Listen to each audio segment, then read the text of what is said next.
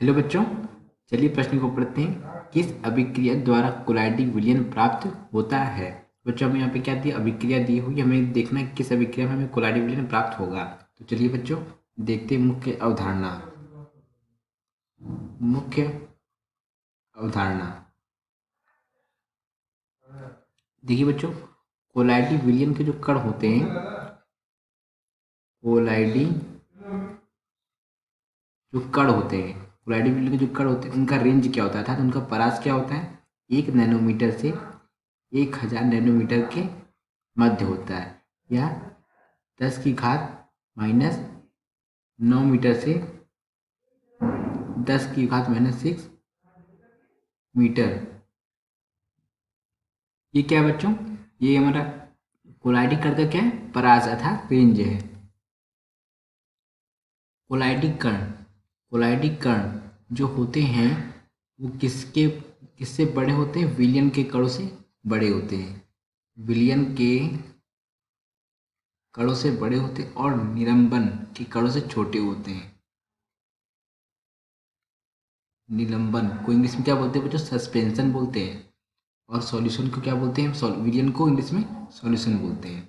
तो कोलाइडिक कण क्या होते हैं, निलंबन से छोटे तथा विलियन के कणों से बड़े होते हैं। अब हम देखते हैं बच्चों इनमें कौन सी अभिक्रिया है जिससे हमें कोलाइडिक विलयन प्राप्त होगा।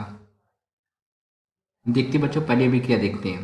पहली अभिक्रिया हमारी क्या है, देखिए कॉपर की अभिक्रिया किससे हो रही है, मर्क्यूरी क्लोराइड HgCl2 से। तो हमें क्या प्राप्त हो रहा है, हमें प्राप्त हो रहा है CuCl2 अर्थात क्यूप्रिक क्लोराइड प्लस Hg, अर्थात इसको Hg क्या बोलते हैं, मरकरी या पारा बोलते हैं। देखिए बच्चों होता क्या है यहाँ पे, अगर हम यहाँ पे इसकी ऑक्सीकरण अवस्था निकालें तो कॉपर की क्या है, 0 है, यहाँ पे कॉपर क्या हो जाएगी, +2 हो जाएगी।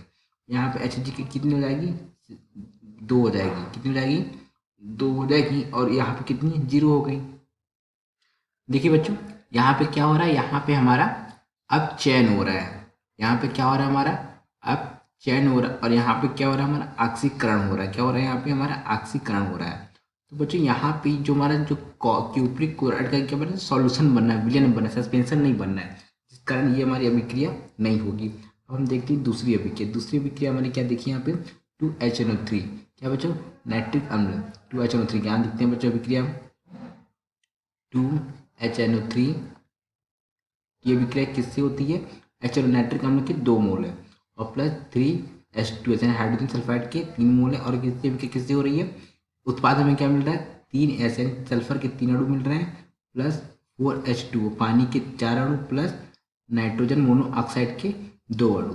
अब यहाँ पे अगर आप देखेंगे तो यहाँ पे देखिए हमारा जो नाइट्रोजन है इसकी +5 ऑक्सीकरण अवस्था है और यहाँ पे कितनी हो जाएगी, +2 हो रही है। तो +5 से +2, तो यहाँ पे क्या हो रहा है, अब चयन हो रहा है। क्या हो रहा है बच्चों, यहाँ पे अब चयन हो रहा है। और अगर हम यहाँ सल्फर पे देखिए, सल्फर की कितनी है, -2 है। अब -2 से यहाँ पे क्या है, 0। तो यहाँ पे क्या हो रहा है, यहाँ पे हमारा ऑक्सीकरण हो रहा है। यहाँ पे हमारा क्या हो रहा है बच्चों, ऑक्सीकरण हो रहा है। लेकिन ऑक्सीकरण होने के साथ साथ ही सल्फर का क्या बनता है बच्चों, कोलाइडी विलयन बनता है। क्या बनता है, कोलाइडी विलयन बनता है,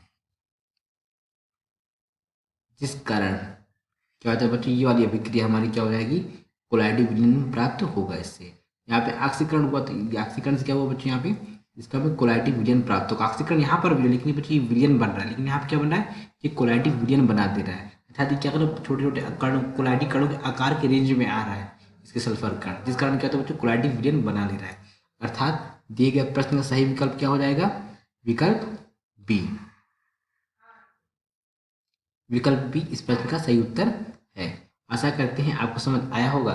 धन्यवाद।